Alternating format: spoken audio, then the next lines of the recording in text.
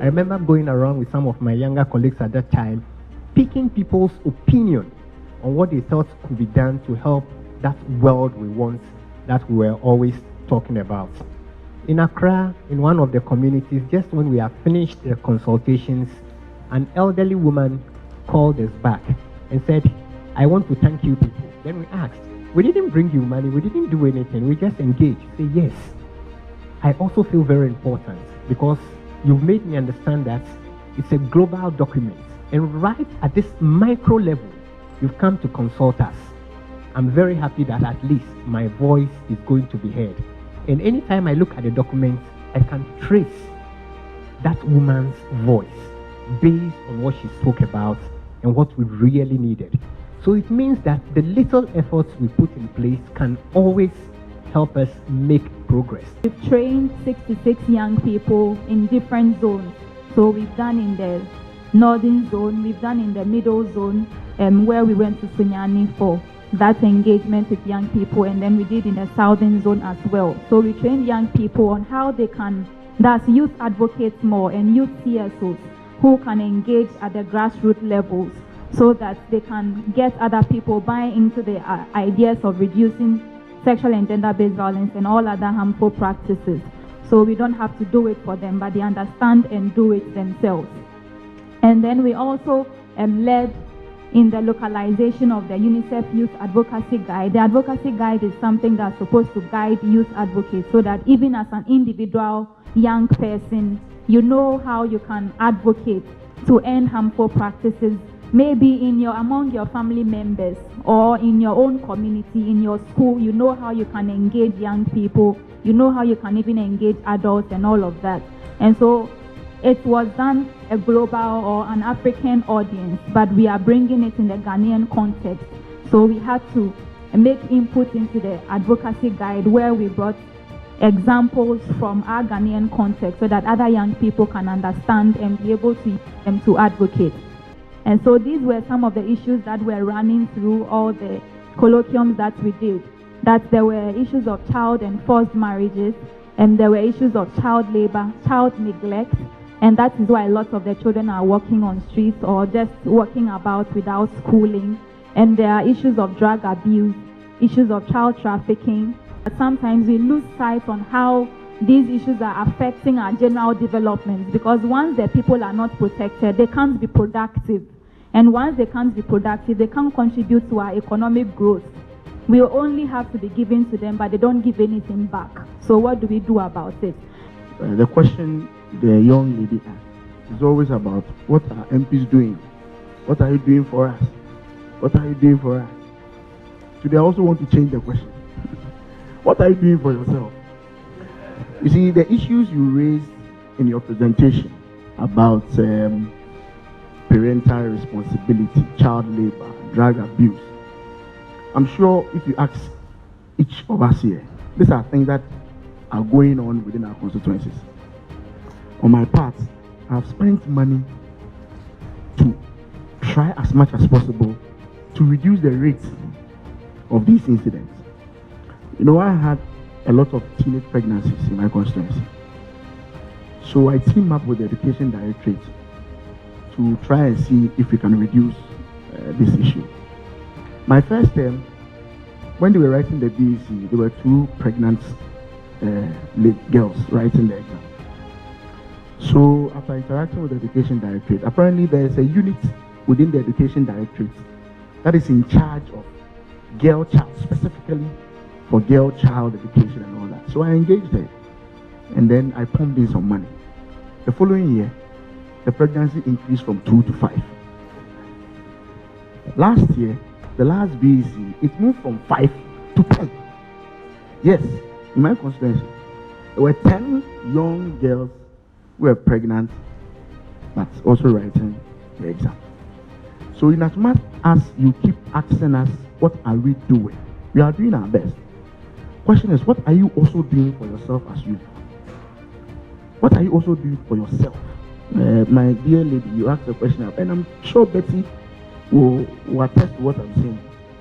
We spend money whenever they are having these girl child programs. Oh, honorable, Although you send the money, the next day, the pregnancy increase. Unfortunately, get increased numbers of these things. So this is my view. Ask yourself, what are you also doing for yourself? So someone suggested, how about we close down some of these drug shops so that young people do not get access to it. But he mentioned they don't have permits to do such things.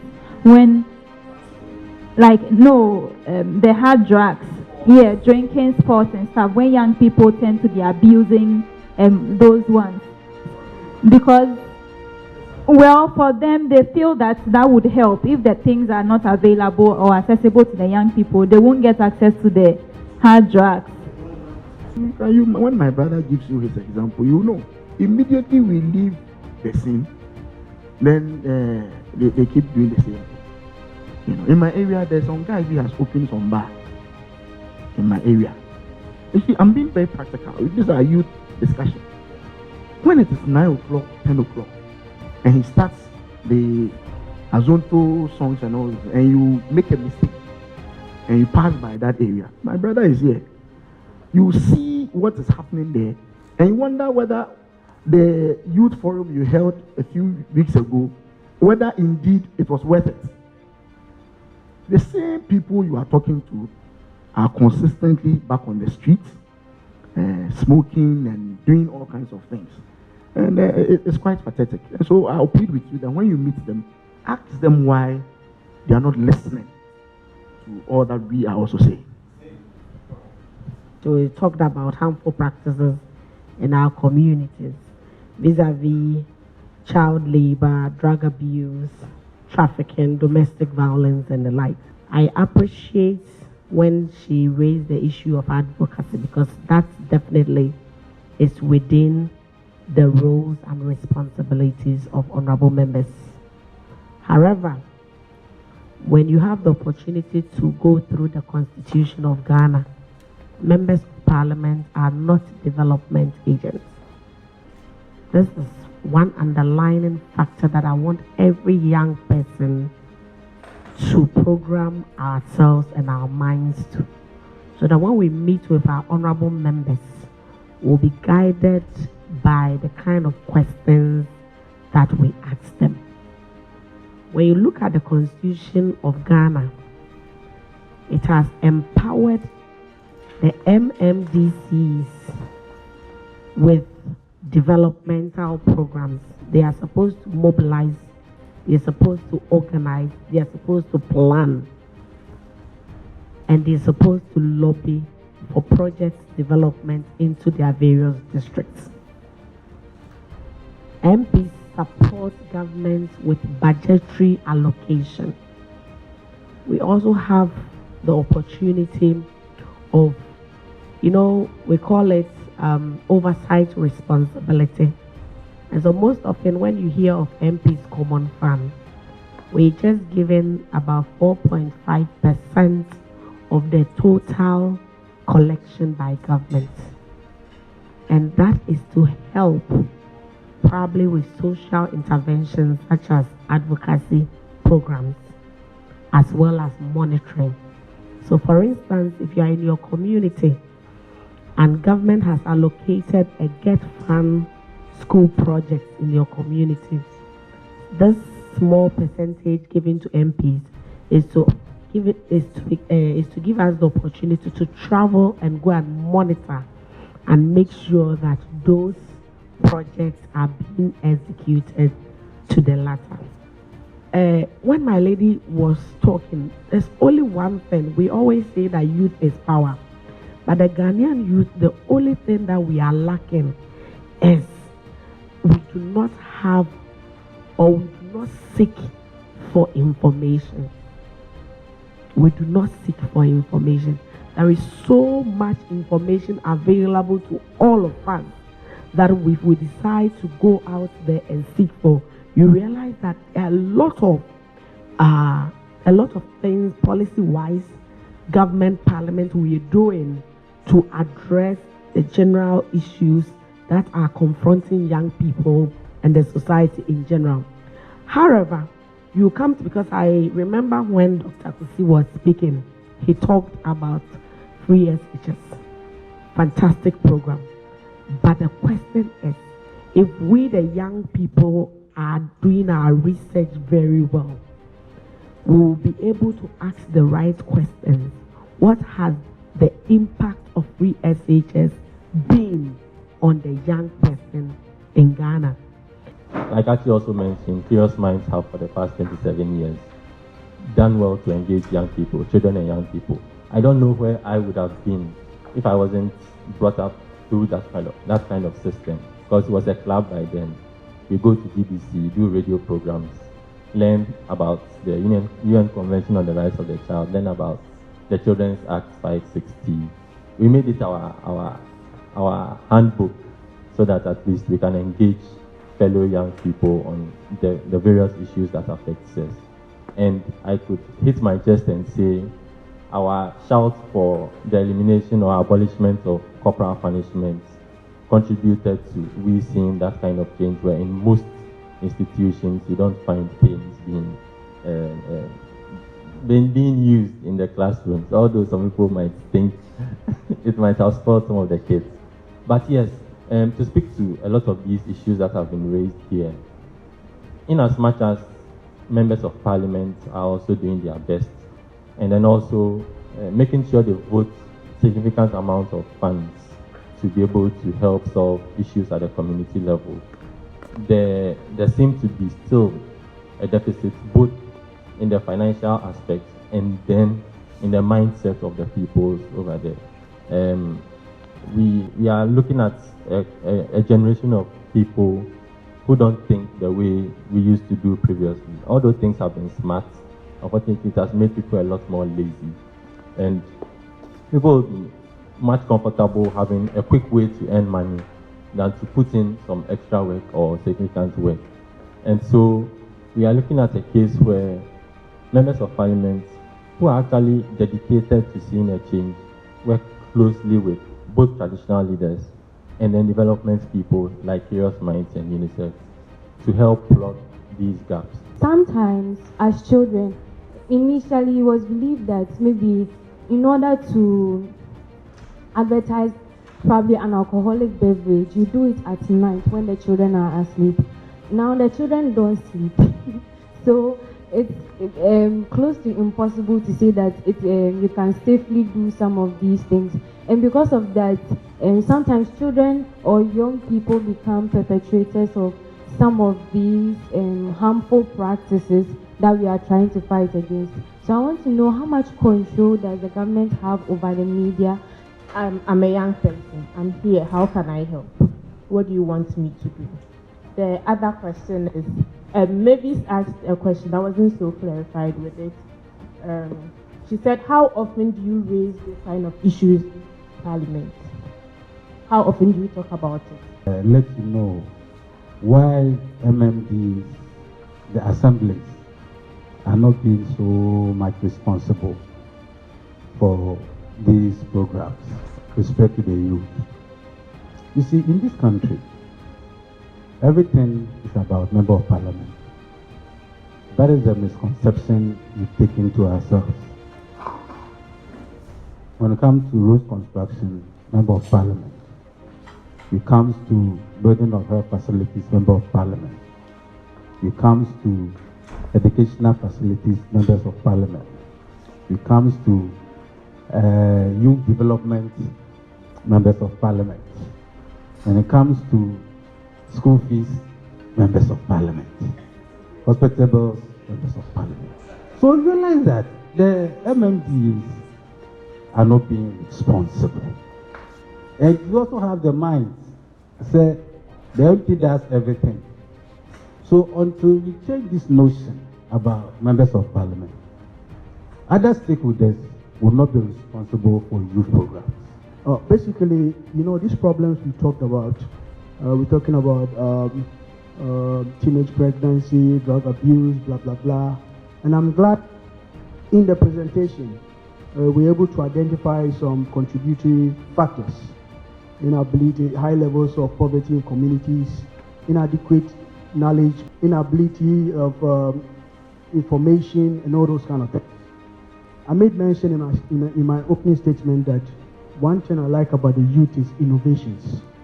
My brother, the kind of things you guys do on WhatsApp, on TikTok, on Instagram, on Facebook, it is quite recently that some of us are trying to go on TikTok. I've downloaded it, but I've not even made a post before. But you can see millions of Ghanaians there. So I always make the case that it is about time we strive to trump on it. See, I became an MP based on a simple thing. After University of Ghana, I never worked a day. I went back to my community, which is Axim. 5 years of my life was dedicated towards community service. And you know what I did? I used WhatsApp. I was able to identify most of the people who have traveled, along the coast. Those times, Neguchan would be up at Oko. So there were a lot of Axim people abroad. How even I was able to get their numbers. And I took advantage of WhatsApp. Every penny they brought, I showcased what we're doing. Every penny they brought, I showcased what we're doing. And within no time, I was a stakeholder. So what are you guys also doing? I made a statement the last time we met with the National Youth Authority that it's about time we make a conscious effort to set up a table at the ministry or whatever we are for content creation. We will face consequences. Some of us have faced consequences for being open-minded and saying it as it is, though we are youthful.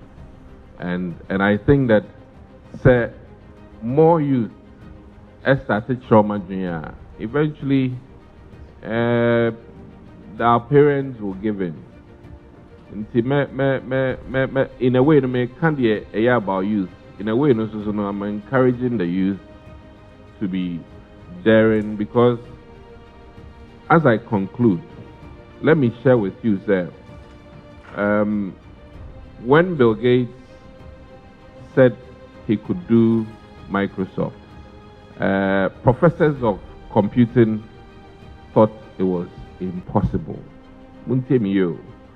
At the time, those who were authority on computing said it was what? Not possible. But he proved them wrong.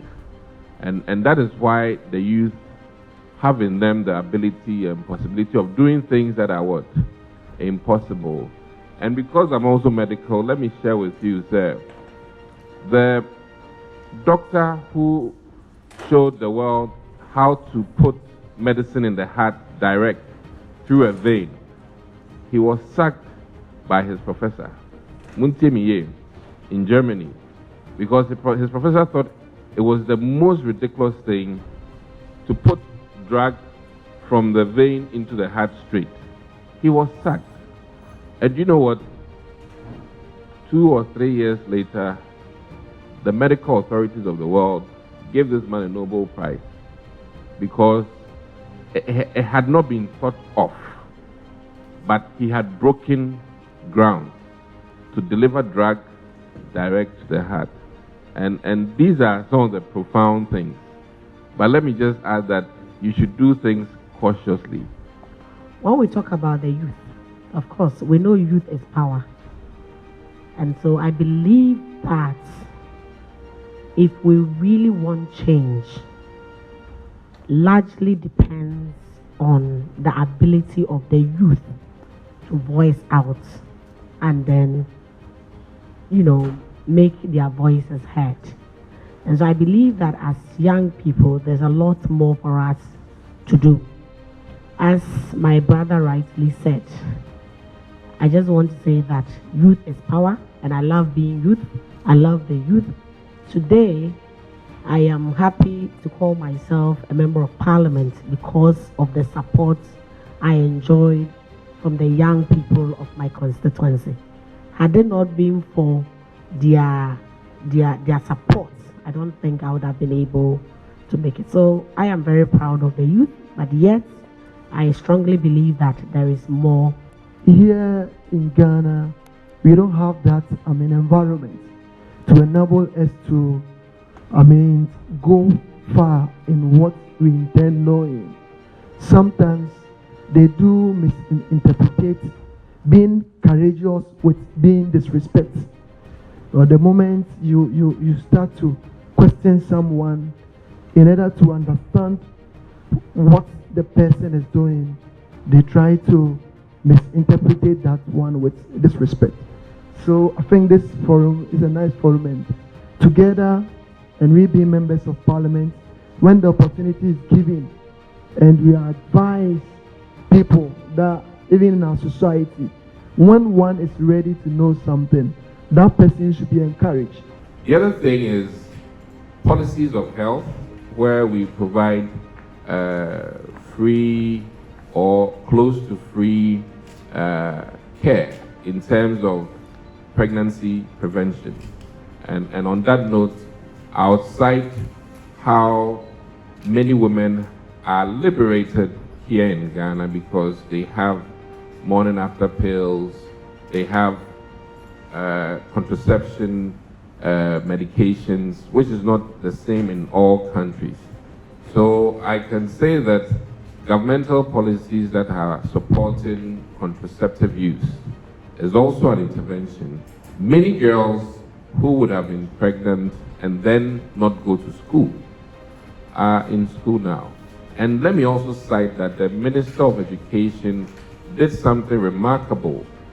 Pregnant girls were not allowed to take exams at SHS and JSS. But now, he has been so strong on it that no teacher there refused a pregnant student from writing exams. And that is also one powerful intervention for our women.